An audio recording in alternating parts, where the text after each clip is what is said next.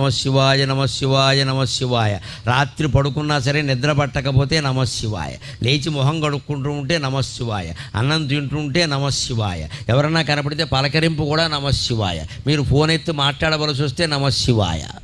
ఇంత ఇదిగా భగవన్నామాన్ని మనం సొంతం చేసుకుంటే అన్ని రకాల పాపాలు కాదు, సకల కర్మలు నశించిపోతాయి. అన్ని కర్మఫలాలు పోయి జ్ఞానం పొంది మోక్షం పొందుతాం. ఎప్పుడూ ఆనందంగా ఉంటాం. భగవన్నామస్మరణ అంత గొప్పది. అలా చేస్తేనే శివుడు కాపాడుతాడు. గమనించండి. ఇలా ఊరికే దండం పెట్టేగానే ఏం కాపాడాను? అలా అయితే అందరినీ కాపాడాలిగా.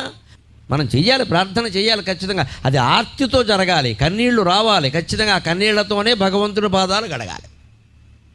అందుకే రోజు ఇళ్లల్లో కూడా కులభేదం లేకుండా, స్త్రీ పురుష భేదం లేకుండా అందరూ దేవతార్చన చెయ్యండి.